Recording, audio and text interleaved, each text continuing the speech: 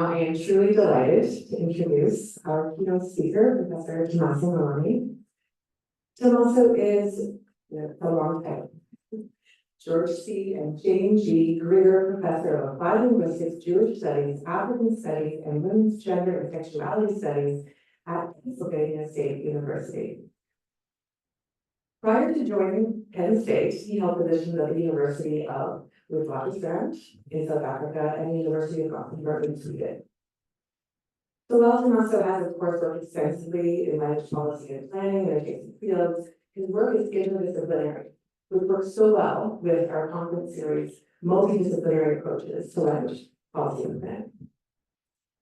On a personal note, I've been drawn to Tommaso's research on critical discourse analysis and language ideology, as well as his research on mediatization. And I'm not sure if he actually does remember this, or he's just being polite.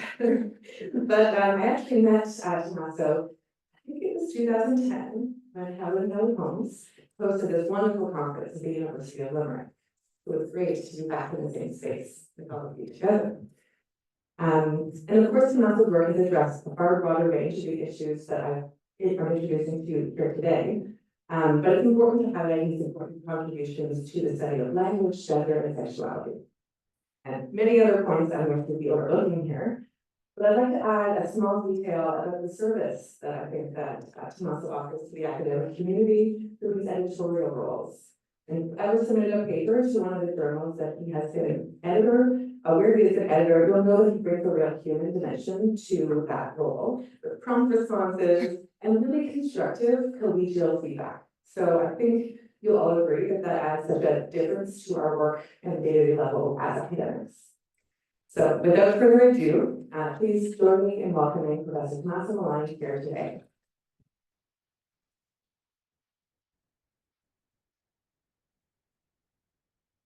Thank you, Rochelle, for that warm introduction. So first of all, I would like to thank Rochelle Vesey, Jaffe Shalahol-Islami, Emilie Orbin, and everyone who is part of the organizing team of this wonderful conference for inviting me to deliver a keynote address here. It's a real honor for me to be here.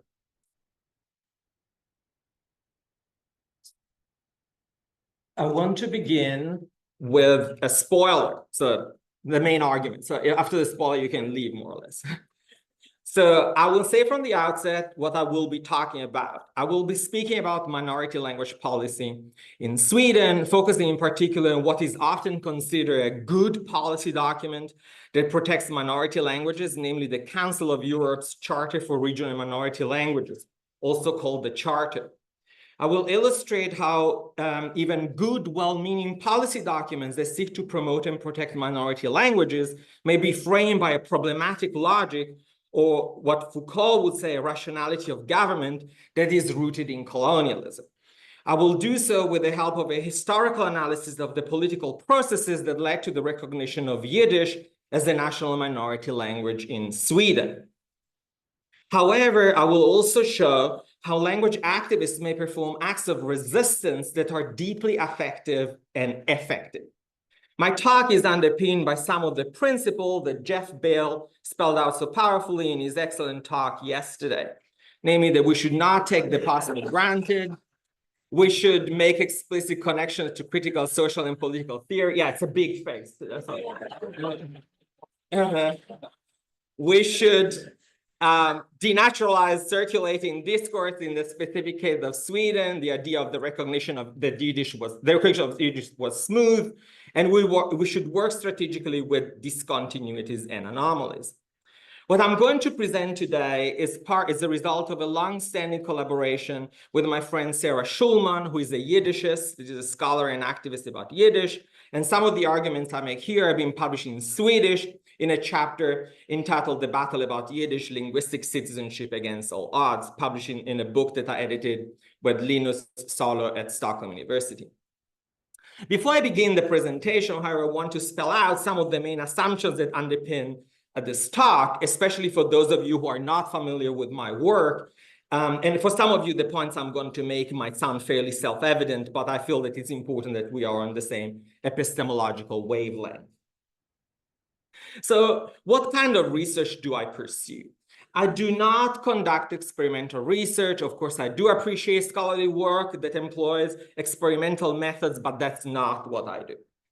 Instead, I position myself with the hermeneutic tradition of interpreting text in the light of specific theoretical frameworks, more specifically identify with what is called the critical discourse analytic approach to language policy.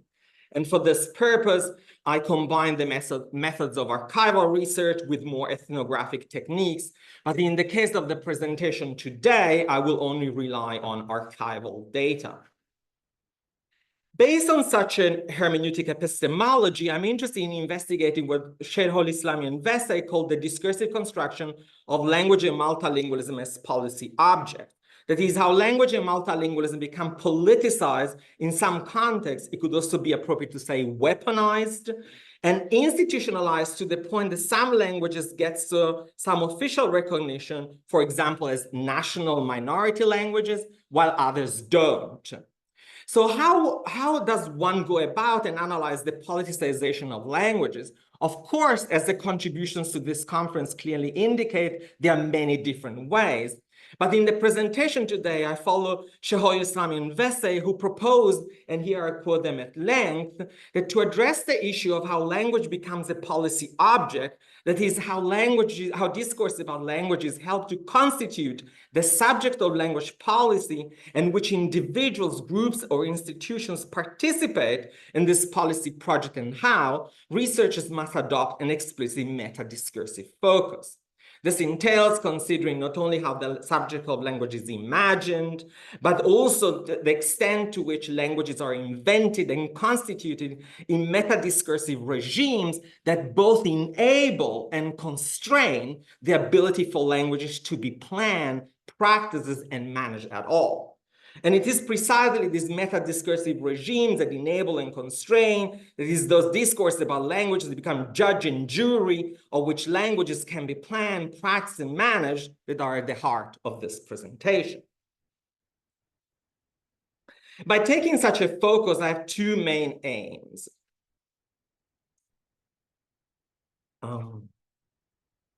So firstly, so I want to bring Sheikh al-Islam Investe's work on language as a policy objects and meta-discursive regimes in conversation with current scholarship about the coloniality of language, and I will return very soon to clarify what I mean by coloniality. Secondly, I want to emphasize an aspect of language policy and planning that, in my view, has remained somewhat overlooked in existing scholarship, especially in critical discourse analytical work of language policy, namely the emotional and affective qualities of language policy. And this is a point that will only become clear towards the end of the presentation. So let's start with coloniality. I'm inspired by Alistair Pennycook and Simfrey Marconi's ideas about Southern perspectives to applied linguistics. They say that our project of applied linguistics from a Southern perspective seeks to address the darkest side of applied linguistics, the deep ties of the colonial and neocolonial projects to language teaching, the exoticization of differences that reinforces the construction of racialized and ethnicized others, the normative assumptions about gender and sexual relations that obscure the politics of sexuality. And as they emphasize elsewhere in their book, language policy and planning also has played a key role and continues to play a key role in colonial and neo-colonial projects. The point I want to make in this presentation, so I'm repeating, is that even well-meaning language policies that have been put forward to protect minority languages may be themselves framed by a colonial logic. And we heard yesterday Dr. Madibo's insightful keynote about la colonialité du pouvoir et savoir. Although we might not immediately see this coloniality. And in my view, Nelson Maldonado Torres' definition of coloniality is particularly useful in order to unveil the subtle but no less pernicious way in which a colonial mentality, or as we heard yesterday in Dr. Madibo's talk, la colonialité du savoir, may survive even after colonialism. And according to Maldonado Torres, coloniality is the long-standing patterns of power that emerge as the result of colonialism, but that define cultural, labor, intersubjective relations, and knowledge production well beyond the strict limits of colonial administrations. So put differently, coloniality is a specific way of seeing, knowing, organizing, and I would add feeling in order to underscore the affective aspect that congealed during colonialism, but has lived on, framing how we see and make sense of the world today. So what kind of colonial ways of seeing, knowing, and organizing am I talking about? Concrete examples have been offered by another scholar, Benedict Anderson, in the second edition of his well-known book, Imagining Communities, more specifically in chapter 10, entitled Census, Map, and Museum, which actually very few people ever read because they always get to the first 2 chapters, but never get to 10. There, Anderson convincingly argues that although invented before the mid-19th century, census, map, and museum changed their forms and function as the colonized zones entered the age of mechanical reproduction. Together, they profoundly shaped the way in which the colonial state imagined its dominion, the nature of the human beings it ruled, the geography of its domain, and the legitimacy of its ancestry. While Anderson gives real concrete example of census maps and museum, I put particular emphasis on Anderson's usage of the verb imagined, which allows me to bring Anderson into dialogue with Michel Foucault and Desserteaux. Through such a reading, I'm less interested in actual census data, maps, and museums than in the rationalities underpinning them that led to the formation or what Foucault would call a colonial rationality of government, or Desserteaux, a field of vision that is a matrix that shapes the way in which people see, think, behave, and feel in relation to languages. However, we know that where is power, there is resistance. And I find Christopher Stroud's notion of linguistic citizenship a particularly useful concept through which to theorize resistance on grounds of language.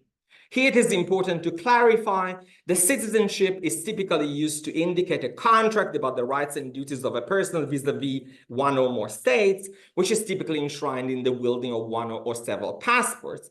Instead, Stroud's understanding of the term is in line with current developments in political theory, especially the work of Engin Eising, according to which citizenship consists of a set of practices or acts which individuals and groups perform irrespective of their status as citizens. So in Stroud's words, linguistic citizenship consists of acts through which speakers themselves exercise control over their language, deciding what languages are and what they mean, and where language issues are discursively tied to a range of social issues, policy issues, or of questions of equity. In turn, such an exercise of linguistic agency is done in circumstances that may be orthogonal, so at a right angle, or alongside, embedded, or outside of institutionalized democratic framework. So with such a multi-pronged theoretical framework, I will illustrate how a colonial logic continues to inform language policies that purportedly seek to promote and protect minority languages.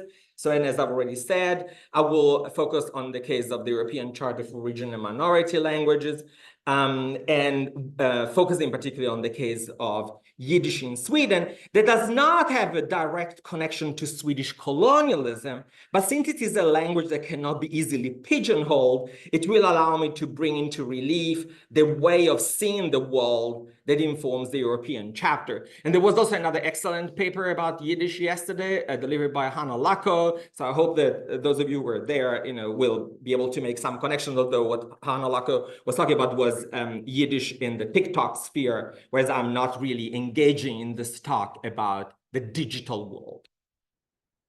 But first, a little bit of background about Sweden, the Council of Europe, and the European Charter for Regional Minority Language.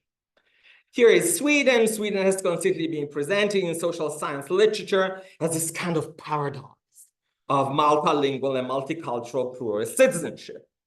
It is to a certain extent a little bit of a paradise, although all paradises have come with lots of problems, right? And I mean, in many ways, if we look at Swedish legislation, we can see why social science literature treats Sweden as a multilingual and multicultural paradise, because there are many, many very good pieces of legislation. So as official textual manifestation of multilingual and multicultural ethos, one can take Swedish legislation, the right to mother tongue instruction, migrants' right to Swedish as second language, and the fact that multilingualism is enshrined in the Language Act. Now, the Council of Europe, which is an international organization founded in the wake of World War II to uphold human rights, democracy, and the rule of law in Europe, it was founded in 1949, and is located in Strasbourg. And it should not be confused with the European Union. I'm sure that no one of you will ever do that, but it's often confused. The Council of Europe cannot make laws, but it has the ability to push for the enforcement of selected international agreements for the member state on various topics. And one of these is the protection of the rights of speakers of minority languages. So the European Charter for Regional Minority Languages is the European Convention for the Protection and Promotion of Languages used by traditional minorities. It was signed in 1992 and entered into force in 1998. And different member states ratified the Charter of their years, and among these is Sweden. So a key part of the Charter is the definition of what counts as a regional or minority language, which I'm going to read in its entirety. So regional minority languages means languages that are traditionally used within a given territory of a state by nationals of that state who form a group numerically smaller than the rest of the state's population and different from the official language of that state. And it does not include either dialects of the official language of the state or the other languages of migrants.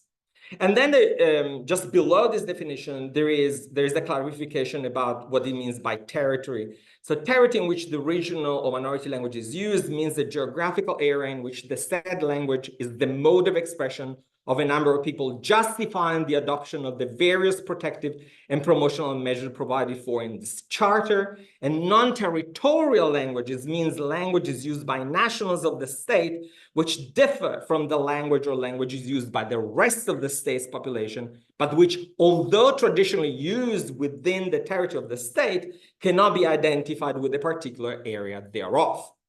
This is, as I'm sure you all understand, this is not a descriptive text. Rather, it is a prescriptive and normative one because it is the yardstick that nation states that are signatory of the Charter employ to differentiate between what counts as a national minority language and what does not. So read through the light of Anderson and Foucault, I would argue that this text is also a discursive crystallization of a specific field of vision built on those colonial rationalities of government based on census, map, and museum. So let's start with census.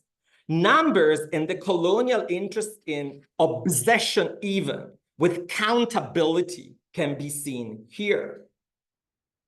Secondly, in order to draw a map, you need to plot a three-dimensional reality onto a two-dimensional scale. In the case of language maps, languages are linked to specific areas of a nation state, depending on the geographical clustering of their speakers in such a way that some languages are territorialized, while others cannot because of the dispersion of their speakers onto the territory.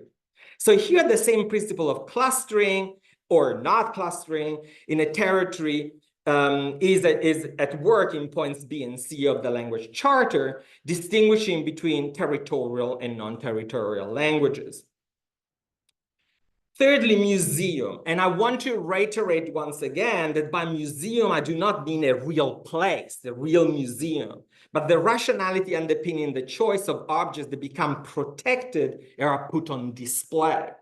As this text from Design Museum Denmark clarifies, temporality, past, present, and future, has played and continues to play a key role in turning things into objects being worthy being displayed and protected in museums. A thing becomes an object when it is included in the museum collection. The objects reflect the culture and time in which they were created. As keepers of cultural heritage, a museum is obliged to take care of it indefinitely. In the storage space, objects are protected against wear, damage, light, and dust. They're preserved in ways that best slow down time. And not too dissimilar temporal principle also frames the language charter. Here, the temporal yardstick that turns things into object, in this case, languages, into regional minority languages, is tradition. So let's see how these principles have been applied when a country like Sweden, which it should be mentioned, does not have statistics about language speakers, consider signing the language charter. So as I mentioned earlier, the Council of Europe's charter is from 1992. The charter could only enter into force after 5 countries ratified it. So prior to the ratification of the language charter, a parliamentary committee was appointed in Sweden in May 1995. And I want to say that it's very typical in Sweden for whenever the government has to make a decision to set up a parliamentary committee. And the parliamentary committee can take different shapes. Sometimes it's some members of parliament with some experts. Sometimes it's just experts then are going to write a very long report upon which then the government is going to make a decision. So in this specific case, the committee consisted of 3 members of parliament, and then they called themselves the Minority Language Committee, and it was supposed to present its report in September 1996, but the task was postponed until 1997 because the committee's mandate was expanded to investigate the question of whether Sweden should also ratify another convention, namely the Framework Convention for National Minorities. So we have the Charter Minority Language, and then we have Framework Convention for National Minorities. So the Minority Language Committee's first task, of course, was to review or decide which languages could come into question for the Swedish part. So if we take Gazzolla's and et al.'s language policy circle, we are kind of in phase 2, more or less. So this kind of recognition and placement of the question of the political agenda, and then there is the political debate over the priority and goals. So then, they say, in the work to determine which languages in Sweden are covered by the Minority Language Convention, definition of regional minority language, and then there's this very vague Swedish expression, vi har funnit anledning. So we have found reason to take a closer look at Sami Finnish, Tornedal Finnish, the Meänkieli, Romani Chib, and Yiddish. So why Yiddish? So Yiddish has a long historical presence in Sweden. In 1685, a law was instituted which meant the Jewish people who came to Sweden had to be baptized and become Christians in order to stay. Typical anti-Semitic law of the time. The first Jewish person who received permission to settle in Sweden without converting was Aaron Isaac, who arrived from Germany in 1774, and he spoke Yiddish. Then we have the anti-Semitic Jewish regulation that was introduced in 1782, and meant that Jewish people were only allowed to settle in certain cities in Sweden, Stockholm, Gothenburg, and Norrköping. They were forbidden to marry non-Jews. They were not allowed to practice certain crafts. In addition, Jews had to have a so-called letter of protection. And to get one, they had to own at least 2,000 riksdaler, which is an almost astronomical amount, which in practice meant that it was almost impossible for poor Jews to settle in Sweden at the time. Not until 1870 did the Swedish Jews get equal civil rights. Then we have mass Jewish immigration from Russia in around 1882 as a result of the pogroms in Tsarist Russia. During the interwar period, Swedish immigration policy was restrictive and relatively few Jews who come to Sweden. The largest group of Yiddish speakers now living in Sweden is made up of those who survived the Churban or Holocaust, and their children and grandchildren. So unlike in other parts of the world, Yiddish speakers in Sweden are not Hasidic Orthodox Jews. So this is important also to understand who the activists are. Then in 1968, we have tens of thousands of Jews who fled Poland after harassment and persecution then. And also among 3,500 of those who came to Sweden then were also speakers of Yiddish. So in other words, there is no doubt that Yiddish has been present in Sweden for centuries. However, it's interesting. When the parliamentary committee began its consultation process, they invited representatives from the associations of 4 minorities, so the Tornedalians, the Finns, the Sami, and the Romas. Interestingly, no representative from the official councils of Swedish Jewish communities was invited. So I mentioned earlier that the European Charter's territoriality principle creates a distinction between territorial and non-territorial languages. Considering this distinction, the committee decided to welcome the representatives of the territorial languages to the negotiating table as equal. The representative of the non-territorial language Romani Chib was allowed to sit in as an expert, but without the right to vote, while no representative for Yiddish was invited. It is only at the later stage, and as a result of considerable lobbying from the Swedish Jewish community, that Susanne Schneiderman-Ritz was invited as an expert representative for Yiddish, however, without the right to vote.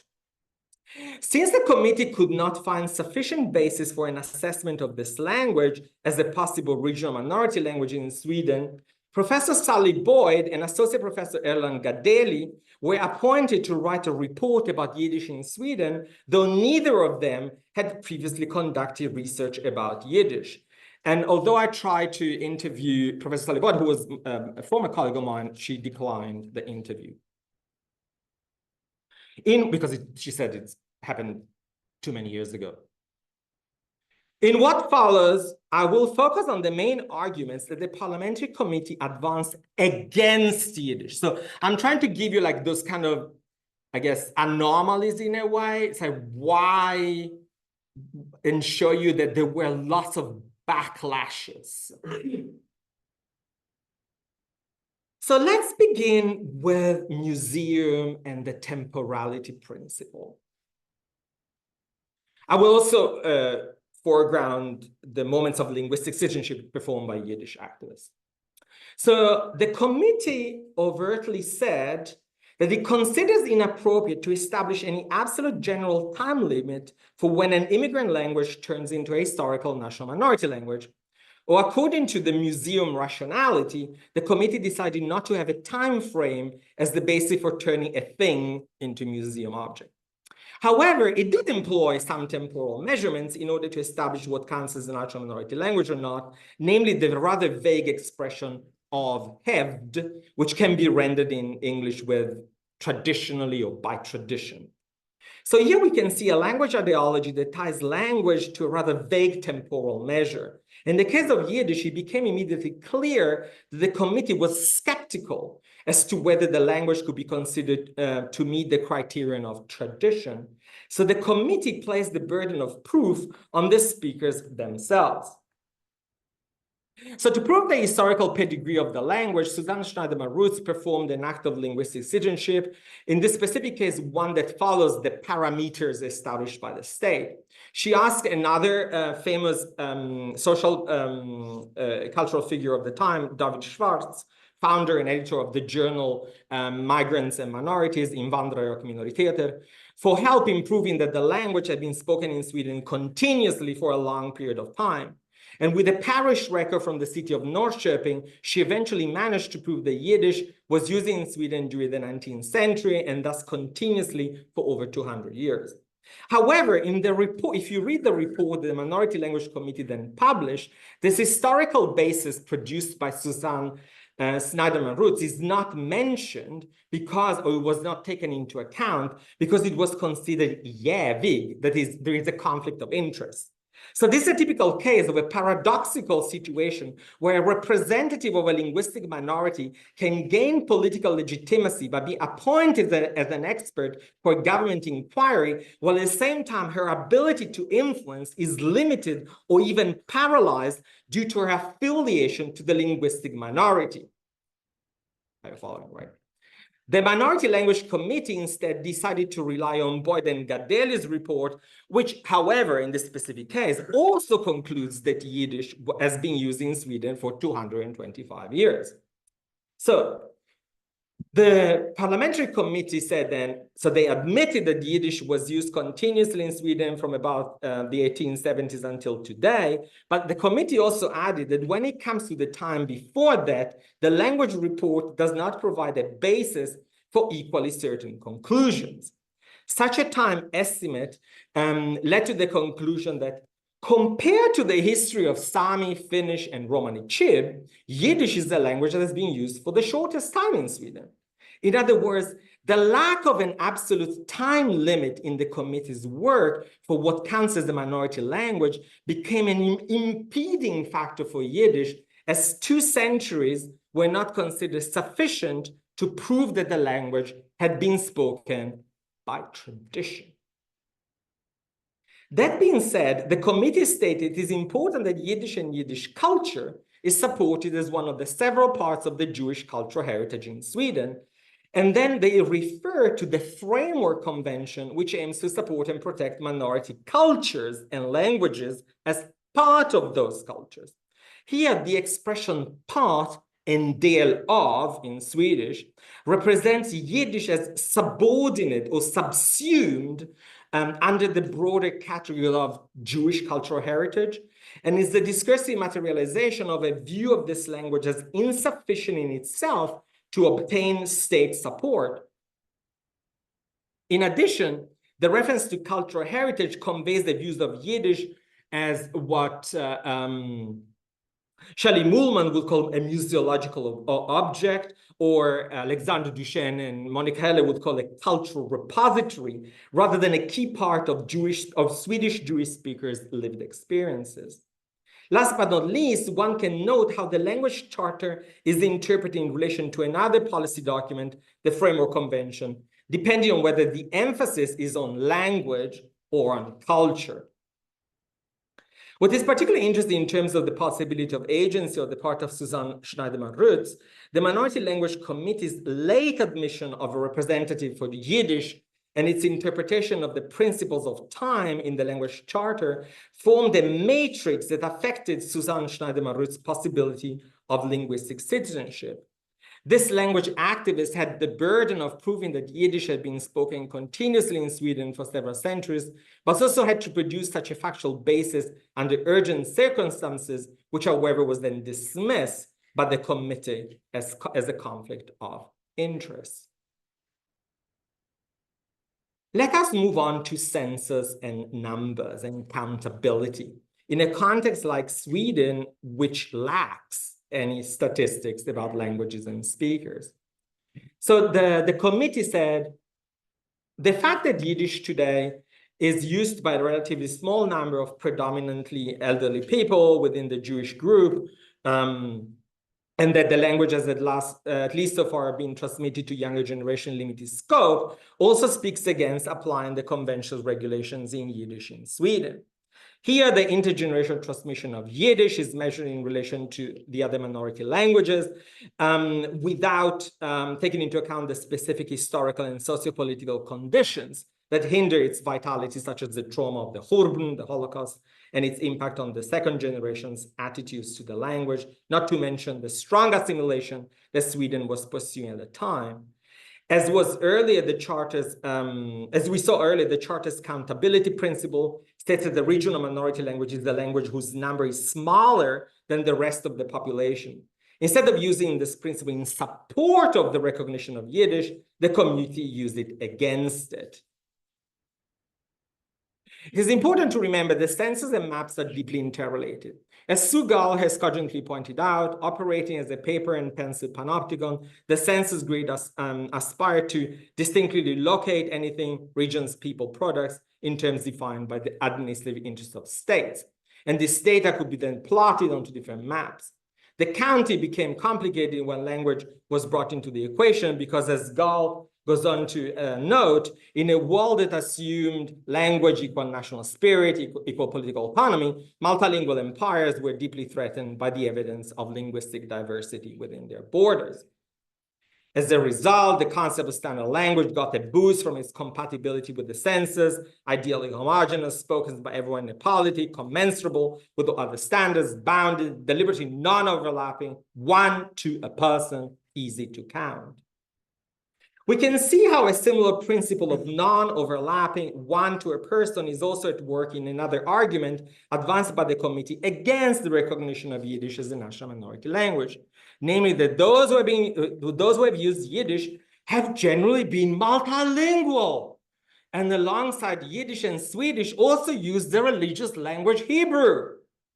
We can see here how Jewish people's multilingualism panics the committee field of vision. This argument is based on the problematic assumptions that the minority language, to qualify as such, univocally must be linked to one ethnic identity, and vice versa, that one ethnic identity must be reflected in one and only one language. Little did the committee know that such political misinterpretation of multilingualism among Jewish people had historical precedents with appalling consequences. The Nazis were bothered, to say the least, by the fact that they could not unequivocally pinpoint which mother tongue Jewish people had. And in the case of Nazi Germany, a racial linguistic ideology mutually constituted race and multilingualism among Jewish people in the service of Nazi extermination of the Jews. And if you're interested in learning more about this topic, I strongly recommend Chris Hatton's book, Linguistics and the Third Reich, Mother Tongue, Fascism, Race, and the Science of Language. But as Desafto says, when powerful institutions attempt to put order in a world bewitched by the invisible powers of the other develops tactics of resistance. It is a maneuver within the enemy's field of vision, within the enemy territory. It operates in isolated actions, blow by blow. It takes advantage of opportunities and depends on them. The Minority Language Committee's lack of serious engagement with the trauma of the Hurban and their unwitting reproduction of Nazi discourses about Jews' multilingualism became the jugular vein for which some Yiddish activists leapt. Two well-known Jewish cultural figures in Sweden, Salomon Schulman and Basia Friedman, wrote an article entitled Vår kultur dödas, Our Culture is Being Murdered. And for sake of time, I'm not going to read it in its entirety, but I'm going to leave it here. I guess the most important point here says the fact that at the same time the government is investing in information about the Holocaust is a slap on the face for the several thousand Yiddish speakers in Sweden. Sweden thus fulfills what the Nazis failed to achieve. As Guy Seidman notes, by raising moral questions about previously unnoticed or unchallenged behaviors, activists have used shame to promote new moral visions by stigmatizing long-accepted behaviors or powerful actors. By accusing the Swedish authorities of killing our culture and thus Sweden completes what the Nazis failed to do, the writers perform a blunt act of linguistic citizenship, and this time is an orthogonal act, is at the right angle of shaming the Swedish state to be an extension of Nazi Germany. This is a strong accusation against Sweden, a country which has managed to create a successful self-image after the Second World War as a nation state that not only managed to stay out of the war, well, you ask yourself how, but also act as a state that actively rescued Jews in need. How shaming works discursively here can be understood in relation to the historical juncture during which it was pronounced. So it was a time when then Prime Minister Göran Persson was responsible for starting a comprehensive educational effort about the Holocaust. He created the Forum for Living History, and then he was planning a large Holocaust conference for year 2000. So against the backdrop of these initiatives, the writers employ the affective strategy of shaming in order to point to a paradox between, one, the Swedish state's first comprehensive attempt to deal with anti-Semitism in Sweden, and two, the anti-Jewish meaning of the decision not to recognize Yiddish as a national minority language.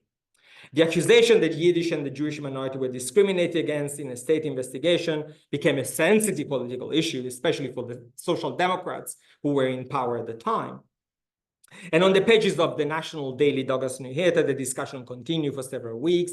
The Minority Language Committee responded to the accusation in a derogatory and infantilizing tone by claiming that the authors of the article are not acquainted with the committee's proposal.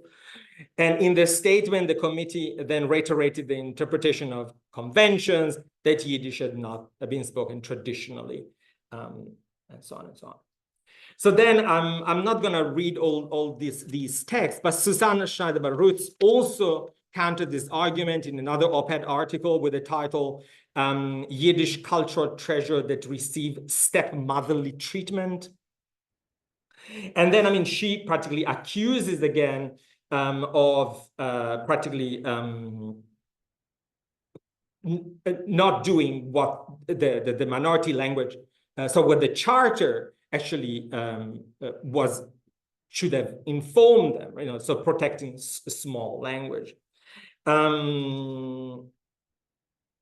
So in a letter then, in her article in Dagens Nyheter, she does not mention the Holocaust, but actually she mentions the Holocaust in a letter that she wrote to Prime Minister Göran Persson.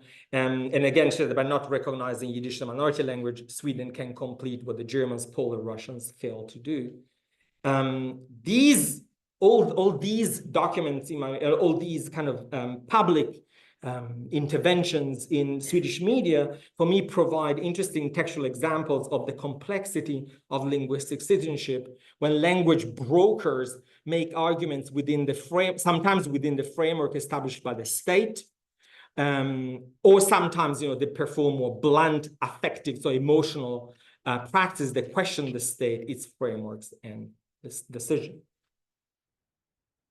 So the issue of Yiddish, and I'm coming towards the end of my talk, was not raised within the Minority Language Committee again, but when the announcement of the ratification of the Council of Europe Convention was made in December 1999, actually Yiddish was included, right? So to the great surprise of everyone. So, of course, Sarah Schulman and I cannot point to a causal connection between the reference to the Holocaust, the shaming of Sweden on the one hand, and the final recognition of Yiddish on the other, but it's clear that the Swedish state and then Prime Minister Göran Persson, as its main representative, could not tolerate having an anti-Semitic stain on them just when they were trying to present themselves as the most proactive against anti-Semitism, including this organization of this huge Holocaust conference in Stockholm on January 26 to 28, 2000. So I hope to have convinced you that a colonial rationality built on the principles of census map and museum is at work even in policy documents that purportedly aim to empower minority language speakers. Colonial rationality, however, does not remain unchallenged, among other things, through affective resistance, which in turn raises the question of the role of affect in language policy and planning. It's interesting how emotions and affect have remained underexplored in the field of language policy and planning, and even when they are mentioned, they are not engaged with in a deeper sense. As can be seen in two most prestigious collections in the field, the Oxford Handbook of Language Policy and Planning, the Routledge Handbook of Language Policy and Planning, affect and emotions are barely mentioned, and even when they are, they're not theorized or analyzed in depth. Please don't misunderstand me, because also know that the editors are here, right? These are excellent, excellent publications. I love them. And I'm not saying that we should all turn to the emotion affect bandwagon, right? However, I would venture to suggest that because of the focus on rational public debate and understanding legitimation and rationalization strategies, researchers in language policy, as well as researchers in critical discourse analysis more broadly, have privileged rational argumentation, failing to appreciate the emotional layering of politics. A notable exception, and I mean, there are some others, is the work by Henning Orman on language politics among youth in Sweden. However, my point is that it's not just young people that employ emotion in advances arguments about language. Adults do too. And I realize that I've only scratched upon the surface of the emotional data I present today, more specifically the example of shaming. However, my point is that research in language policy should attend more precisely to those ways in which emotions are part and parcel of debates about languages as policy objects, and they can affect the language policy cycle. It is perhaps the domain of the affective the language policy researchers might wish to consider more carefully. Schönen Dank.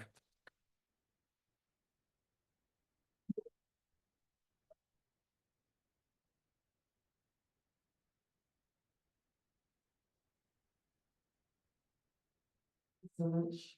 Wonderful.